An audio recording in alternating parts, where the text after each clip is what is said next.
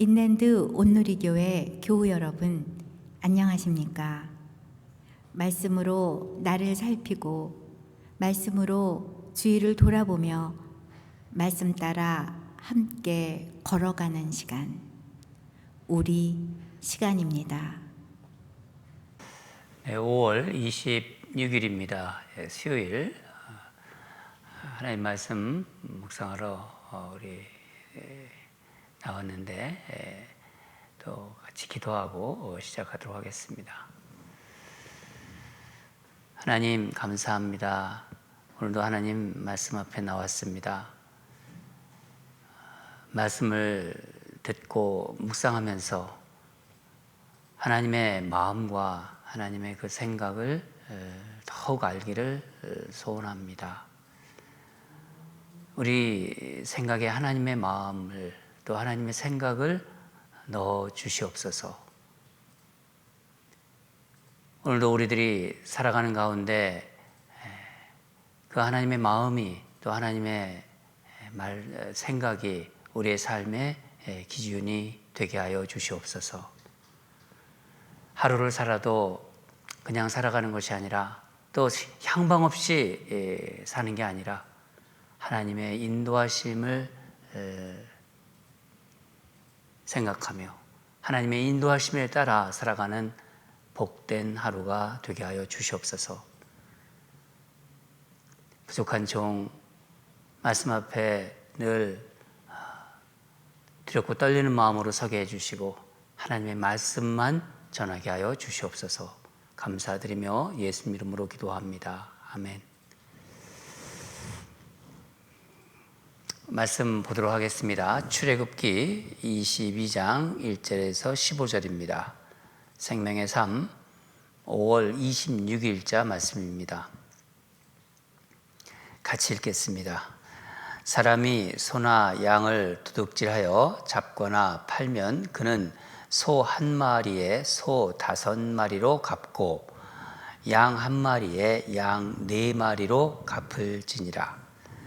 도둑이 뚫고 들어오는 것을 보고 그를 쳐 죽이면 피 흘린 죄가 없으나 해 돋은 후에는 피 흘린 죄가 있으리라. 도둑은 반드시 배상할 것이나 배상할 것이 없으면 그 몸을 팔아 도둑질한 것을 배상할 것이요, 도둑질한 것이 살아 그의 손에 있으면 소나 나귀나 양을 막론하고 갑절을 배상할지니라. 사람이 밭에서나 포도원에서 짐승을 먹이다가 자기의 짐승을 놓아 남의 밭에서 먹게 하면 자기 밭에 가장 좋은 것과 자기 포도원에 가장 좋은 것으로 배상할지니라. 불이 나서 가시나무에 댕겨 낫갈이나 거두지 못한 곡식이나 밭을 태우면 불 놓은 자가 반드시 배상할지니라. 사람이 돈이나 물품을 이웃에게 맡겨 지키게 하였다가 그 이웃집에서 도둑을 맞았는데 그 도둑이 잡히면 갑절을 배상할 것이요, 도둑이 잡히지 아니하면 그 집주인이 재판장 앞에 가서 자기가 그 이웃의 물품에 손댄 여부의 조사를 받을 것이며, 어떤 잃은 물건, 즉 소나 나귀나 양이나 의복이나 또는 다른 잃은 물건에 대하여 어떤 사람이 이르기를 이것이 그것이라 하면 양편이 재판장 앞에 나아갈 것이요, 재판장이 죄 있다고 하는 자가 그 상대편에게 갑절을 배상할지니라. 사람이 나귀나 소나 양이나 다른 짐승을 이웃에게 맡겨 지키게 하였다가 죽거나 상하거나 끌려가도 본 사람이 없으면 두 사람 사이에 맡은 자가 이웃의 것에 손을 대지 아니하였다고 여호와께 맹세할 것이요, 그 임자는 그대로 믿을 것이며 그 사람은 배상하지 아니하려니와, 만일 자기에게서 도둑 맞았으면 그 임자에게 배상할 것이며, 만일 찢겼으면 그것을 가져다가 증언할 것이요, 그 찢긴 것에 대하여 배상하지 아니할 것이니라. 만일 이웃에게 빌려온 것이 그 임자가 함께 있지 아니할 때에 상하거나 죽으면 반드시 배상하려니와 그 임자가 그것과 함께 있었으면 배상하지 아니할지니라. 만일 새낸 것이면 새로 족하니라. 아멘. 오늘 말씀 제목은 재판장 앞에 나아갈 것이요. 재판장 앞에 나아갈 것이요. 계속해서 출애굽 공동체, 이스라엘 출애굽 공동체에 주시는 그 생활 법령, 하나님께서 주시는 그 생활 법령에 대해서 우리가 묵상하고 있습니다. 저는 이런 법령을 묵상하면서 하나님은 우리의 그 이웃과의 관계에 참 관심이 많으시구나 하는 것을 새삼 발견합니다. 본문을 읽고서 그런 생각이 들었어요. 제가 이사 간 지가 얼마 안 됐거든요. 이사 간 그 새 동네 사람들, 그 주변 사람들부터 이제 인사를 해야겠다 하는 생각이 들었습니다. 아무도 모릅니다, 거기에는. 근데 이제 앞집, 옆집, 주변 사람들하고 인사를 해야겠다 하는 생각이 들었어요. 여러분은 여러분 앞집에 사시는 분, 또 옆집에 사시는 분 다 아시죠? 누가 사시는지. 만약에 아직도 모르신다면은 서로 인사하고 이렇게 사시기 바랍니다. 하나님의 관심은 우리가 이웃과 어떤 관계를 맺고 있는지에 관심이 많으세요. 하나님은 하나님과 우리와의 관계에 굉장히 중요하게 생각하시죠. 가장 중요하죠. 그것만이 아니라 우리가 맺고 있는 이웃과의 관계, 어떻게 지내고 있는지, 어떻게 맺고 있는지를 보고 계십니다. 이것은 우리가 하는 기도와도 연결이 되어 있습니다. 가령 혹시 내가 이 이웃에게 지금 자기는 모르지만은 어떤 부당한 이익을 지금 취하고 있다. 그런 상황인데 자녀를 위해서 기도한다. 하나님이 그런 기도에 어떻게 응답하실까요? 아마 그 전에 이런 마음을 주실 거예요. 하나님의 백성이라면은 내가 이웃에게 하고 있는 것부터 돌아보라. 그런 마음 주시겠죠. 그렇죠? 예. 그리고 돌아보게 되면은 혹시 이웃에게 부당한 피해를 준다든가 어떤 그렇다면은 중단하게 하실 거예요. 여러분, 우리 기도와 이웃과의 관계는 연결되어 있는 거예요. 밀접하게 연결되어 있습니다. 요즘 오늘 본 법률을 보면요, 요즘 세상으로 말하면 민사법이라든가 형사법 이런 것 같은 것인데 우리가 읽은 이 출애굽 공동체의 그 법령과 요즘의 그런 어떤 그 민형사법과 다른 점이 무엇일까요? 대표적으로 법령을 다루는데 뭐 사법제도라든가 무슨 어떤 법치의 어떤 우선성, 법으로 다스린다, 뭐 이런 우선성 같은 게 오늘 본문에는 전혀 나오지 않습니다. 어제죠 제가 말씀드린 것 같은데 하나님은 공의와 사랑의 하나님이십니다. 하나님의 공의와 사랑이 오늘 법령 속에도 계속 스며 있어요.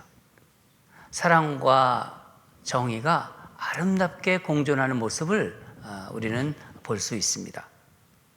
하나님은 하나님의 백성은 그 누구도 억울한 일을 당하지 말아야 한다는 그런 마음이 있기 때문입니다. 오늘 본문은 배상에 대한 법을 말씀하고 계시는데 배상에 대한 법도 이 이웃을 사랑하는 정신이 반영되어 있습니다.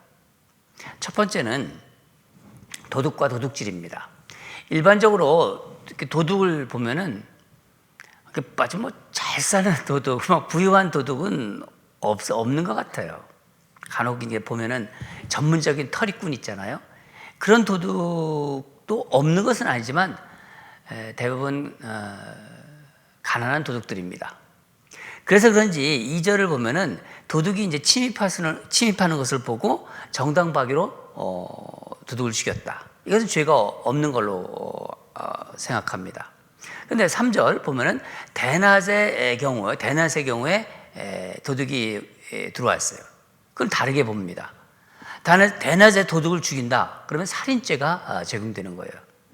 도둑인데도 살 권리를 존중해주고 있는 것입니다. 그러나 도둑질의 배상은 달라요. 아무리 가난해도 배상을 해야 합니다. 3절 보죠. 3절 보면 배상할 것이 없으면 어떻게 합니까? 몸을 팔아서라도 배상하라. 그렇게 되어 있습니다. 여러분, 성경은 예수님을 따르는 것과 도둑질은 절대로 같이 갈 수 없다는 것을 보여주고 있습니다.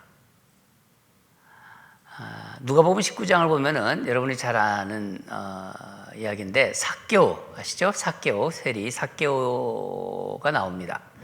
삭개오가 예수님을 만나서 처음으로 한 고백이 바로 무슨 고백이냐면, 내가 누군가를 속여서 빼앗은 일이 있으면 4배를 갚겠습니다. 그렇게 고백했어요.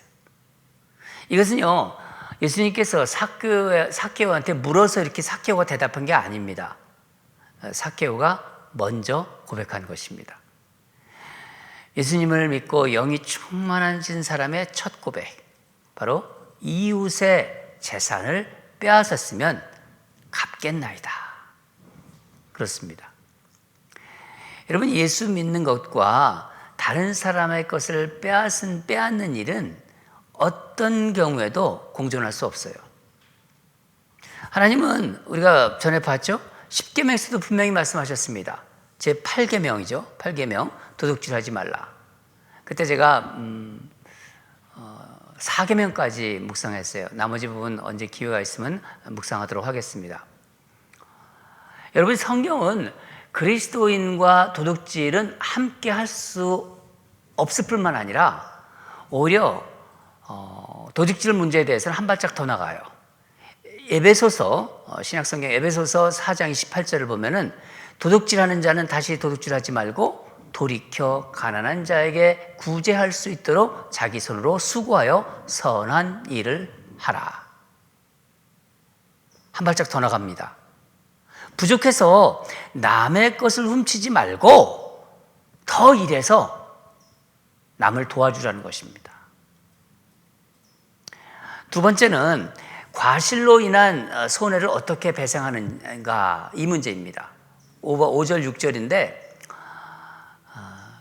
의도하지는 않았지만은 타인의 재물에 이제 손해를 끼치면 이 동일한 양을 이제 배상하되 더 좋은 걸로 하라는 거예요.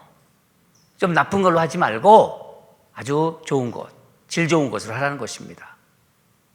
또한 실수로 이제 불을 내잖아요. 불을 내 가지고 이제 뭐 밭에서 이렇게 불 이렇게 피다가 불이 이제 옮겨갈 수도 있잖아요. 타인의 곡식이나 밭을 태우면 불러온 자가 배상하도록 하였습니다. 이건 실수예요. 누구나 저지를 수 있는 실수로 인해서 일어난 손해, 이것을 말씀하시는 건데 적절하게 배상해서 시비가 없도록 하게 하신 것입니다. 아주 세밀하게 이런 것까지도 말씀하셨습니다. 저는 이 말씀 묵상하면서 주차장이 생각이 나더라고요. 어제도 제가 코스코에 좀 볼 일이 있어서 갔는데, 아니, 주차장이 너무 차가 많아요. 근데 이 주차할 때, 이게 무심코 그냥 주차해가지고, 주차장이 부족한데도 한 주차 공간을 주차하지 못하게 되어 있어요. 삐뚤게 막 주차를 한 거예요. 빠르게 주차하면은 그냥 들어가서 주차할 수 있는데, 한 공간이 그대로 주차를 못하게 되어 있어요. 조금만 신경 쓰면 될 텐데 다른 차들이 주차를 생각하지 못하고 그냥 자기만 주차한 거죠. 하나님은요, 이런 것까지 자세하게 보시면서 이웃과의 관계를 중요시 하십니다. 마지막으로 7절부터 15절, 그 7절부터 15절까지는 나오는 법령들은 물건을 이렇게 맡긴 자 있잖아요. 무엇을 맡긴 자와 맡아준 자의 관계를 말씀하고 계세요. 그러니까 기탁자라고 할 수 있죠. 또 물건을 받아준 자, 부탁을 받아준 자, 수탁자라고도 볼 수 있습니다. 그들과의 관계입니다. 여러분 뭐 세상 살다 보면은 뭐 이웃 간의 물건도 좀 맡기는 경우가 있잖아요. 뭐 물건만이 아니에요. 심지어는 뭐 좀 알면은 아기 좀 돌봐달라고 하잖아요. 우리 아기 좀 잠깐 좀 돌봐달라고. 근데 애매한 문제가 발생할 수 있습니다. 그 당시 7절을 보면은 물건을 맡았는데 그만 도둑을 맞은 거예요. 아니면 내 물건이면 내가 책임지죠. 그렇죠? 예. 근데 남의 것을 맡았다가 도둑질 당한 거예요.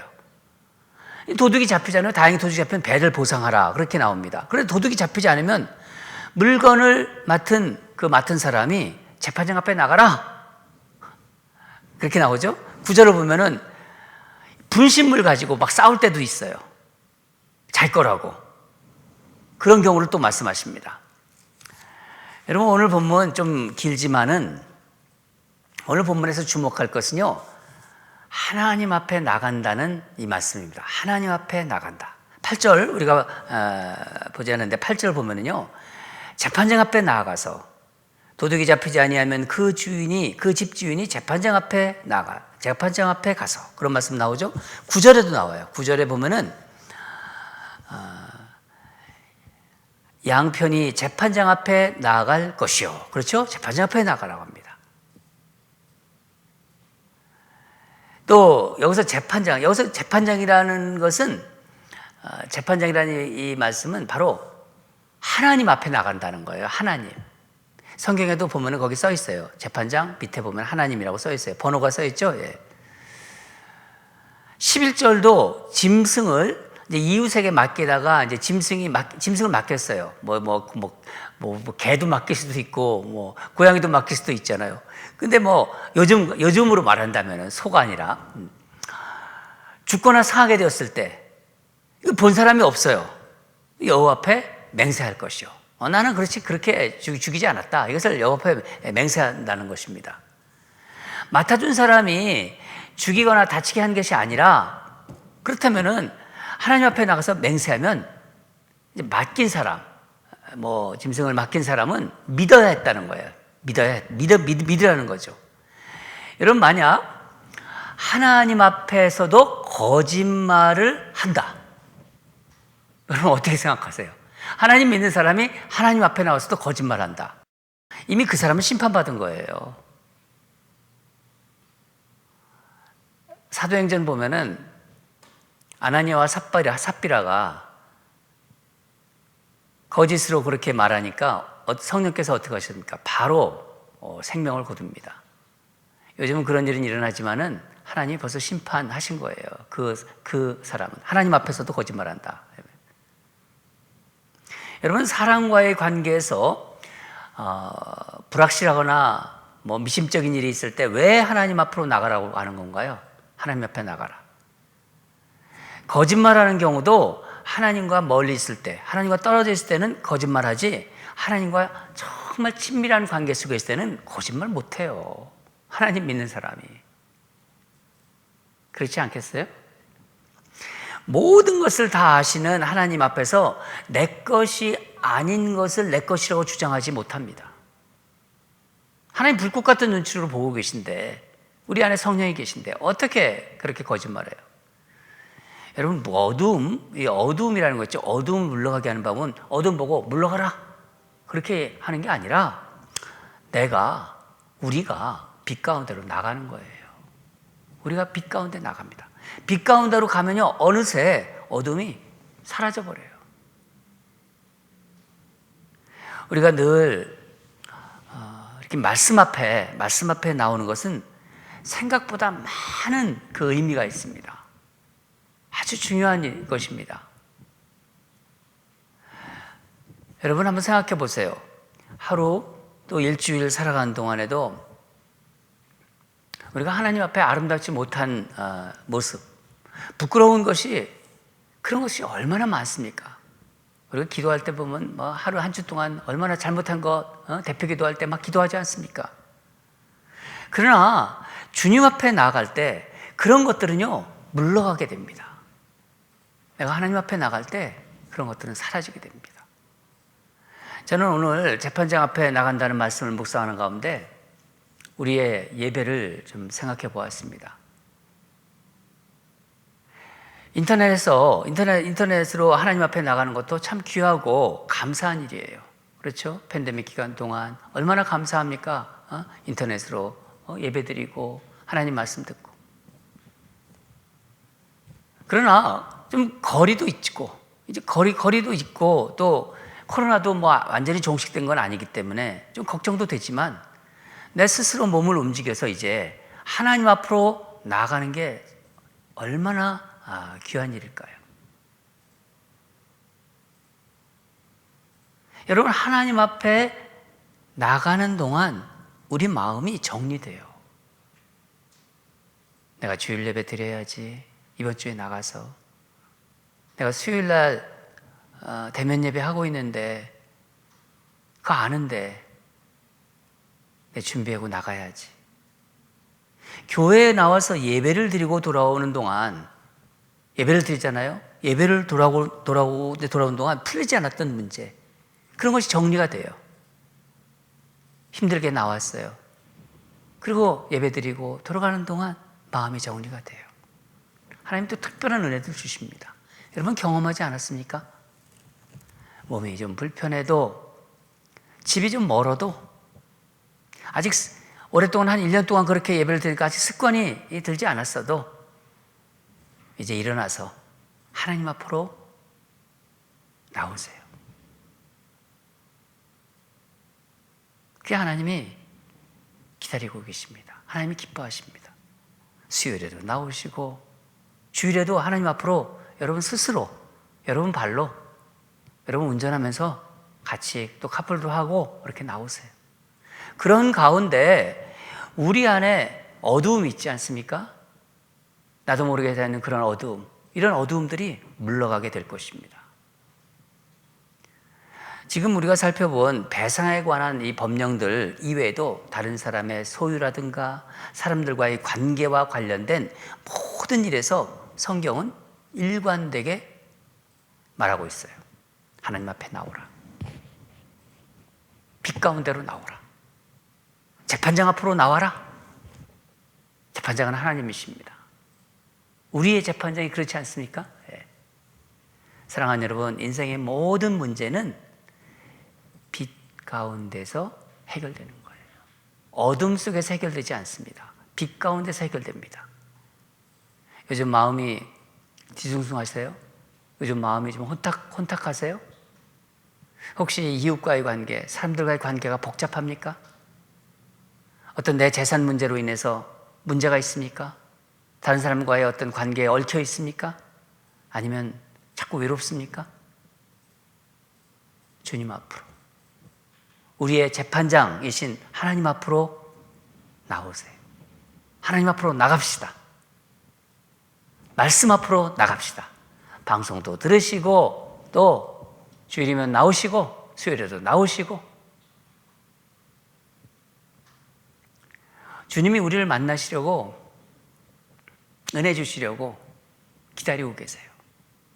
주님 앞으로 나오는 우리 사랑하는 주의 백성들, 그런 성도들이 되시기를 주님의 이름으로 축원합니다.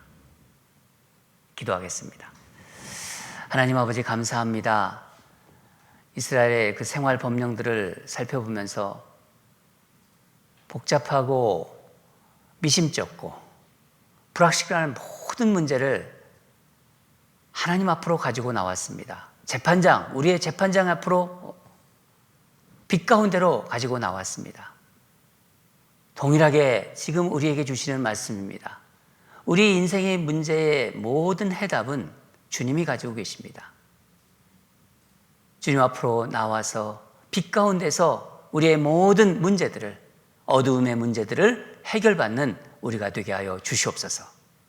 말씀을 늘 사모하며 주님 앞으로 나오는 그런 ANC 모든 성도들 되게 하여 주시옵소서. 주님께서 기다리고 계시고 은혜 주시려고 나오는 도중에, 또 준비하는 중에, 돌아가는 중에 하나님이 은혜 주셔서 풀렸던 모든 문제들이 해결받는 역사가 있을 것입니다. 주님께서 우리 사랑하는 성도들 기다리시고 또 함께 은혜 주시기 위해서 하나님 준비하실 것입니다. 우리 사랑하는 성도들이 온라인으로 나오고 또 주님 전에 나와서 주님의 많은 주님이 준비하신 그런 은혜를 받는 귀한 성도들이 되게 하여 주시옵소서. 빛 가운데 거하는 우리 성도들 되게 하여 주시옵소서. 어둠이 물러갈 줄 믿습니다. 감사드리며 예수님 이름으로 기도합니다. 말씀 가지고 기도하겠습니다. 요즘 그저께 보니까 우리 장로 기도회 하신 것 같은데 참 마음이 참 흐뭇하고 기쁩니다. 얼마나 하나님 기뻐하셨을까.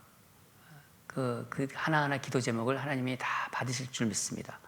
우리 장로 기도에 대해서 기도했으면 좋겠어요. 인생의 모든 문제를 가지고 재판장이신 주님 앞에 나가게 하소서. 이런 문제 저런 문제, 관계의 문제, 또 어떤 재산에 관한 문제, 어떤 다른 사람의 손해를 끼친 그 문제, 나에게 마음에 부담이 있는 것, 여러 가지 문제를 또 그런 모든 것을 가지고 정말 우리의 재판장이신 주님 앞으로 나가게 하소서. 그런 마음으로 우리 기도하고요. 교회를 위해 기도하는 인랜드 우리 ANC 장로 기도에 기름 부어 주소서. 우리 교회 장로님들 10분이신데 몸이 아파 힘들어하시는 분들은 못 나오실 테고 또 같이 회복되기 위해서 기도했으면 좋겠습니다. 우리 장로님들 다 회복되기를. 우리 강경석 장로님, 또 우리 박병태 장로님, 기관제로 오랫동안 고생하시는데 우리 박병태 장로님 참 신실하신 분입니다. 우리 기도해 주셔서 회복되게 하시고, 우리 강경석 장로님 정말 그 뇌경색에서 이제 다시 일어나셔서 교회를 위해서 기도하는 동량이 되게 해달라고.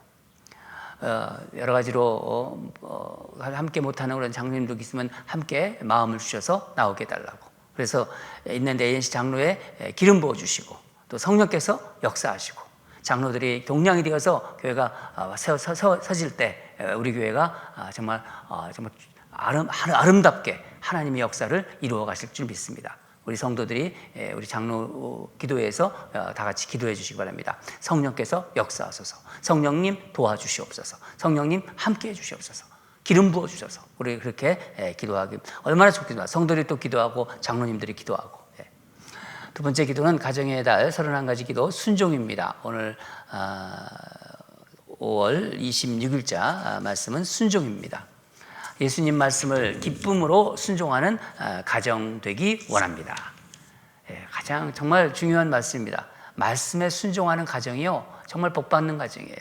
아브라함이 그래서 복받은 거예요. 아브라함이 여기 보면은 창세기 26장 5절 보면은 이는 아브라함이 내 말을 순종하고 내 명령과 내 계명과 내 율례와 내 법도를 지켰음이라 하시니라. 정말 별처럼 많은 셀 수 없는 모래처럼 많은 그 자손을 약속하셨고 또 그렇게 하셨잖아요. 하나님은 신실하신 분이고 정말 하나님 말씀에 순종하는 그 가정을 기억하십니다. 우리 가정이 하나님 말씀에 우리 자녀들이 우리 가정의 모든 구성원들이 하나님 말씀에 순종하는 그런 가정 되게 해달라고 우리 ANC 모든 가정 한 가정 한 가정 생각하면서 또 우리 가정도 생각하면서 같이 우리 가정에 순종하는 역사가 있게 해달라고 다 같이 기도하겠습니다. 기도하겠습니다.